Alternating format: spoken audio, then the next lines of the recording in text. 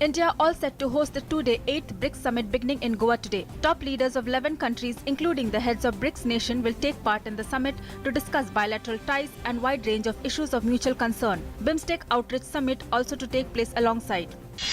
India and Russia to hold bilateral talks in Goa today. Several defence and energy deals likely to be inked. Prime Minister Narendra Modi says the meet will give opportunity to consolidate and reaffirm a unique time-tested friendship and partnership with Russia. Prime Minister Narendra Modi dedicates a war memorial to the nation in Bhopal, showers high praise on contribution of soldiers to the country. PM says army believes in act of valor, not words. In Jammu and Kashmir, one Sashastra Seema Bal Jawan martyred in a terror attack on security convoy in Zakura near Srinagar. 8 SSB Jawan and 1 JNK policeman injured. Security forces cordon off the area. The family feud in Uttar Pradesh ruling Samajwadi Party continues unabated. Mulayam refuses to project son Akhilesh Yadav as chief ministerial candidate. Says legislative party will choose leader after polls. Delhi's LG Najib Jung says several irregularities found in Delhi government files. Process on to hand over the case to CBI. AAP MLA Naresh Balyan arrested in an assault case, while another MLA Gulab Singh issued non-bailable warrant in extortion case. And after the fall in the consumer price index, now the wholesale price index also declines, reaches 3.57% mark in September from 3.74% the previous month. Union Finance Minister Arun Jaitley said that the targets set by Sustainable Development Goals are huge and individual country does not have adequate resources.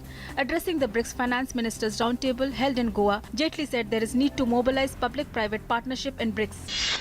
The first ever BRICS trade fair concluded on Friday. At present, trade among BRICS nations stands at over $300 billion. To give it a further push, India organized the trade fair to allow BRICS business to showcase their wares and build business-to-business relations. Information and Broadcasting Minister Venkaiah Naidu asked All India Muslim Personal Law Board not to politicize the issue of Uniform Civil Code. He said triple talaq is being linked to Uniform Civil Code, but main issue on gender justice, non-discrimination and dignity of women. Despite a ban and dire warnings from Delhi High Court, crop fires have started raging across Punjab and northern Haryana, data from NASA satellites reveal. In what could be further bad news for Delhi's air quality, the data indicates that the fire may have begun early this year in comparison to last year. The Unique Identification Authority of India has launched a special drive to enroll leftover population for Aadhaar in 22 states and union territories. The states include Rajasthan, Madhya Pradesh, Kerala, Punjab, Haryana, Himachal Pradesh, Andhra Pradesh, Andaman and Nicobar Islands, Maharashtra, Jharkhand and Uttar Pradesh.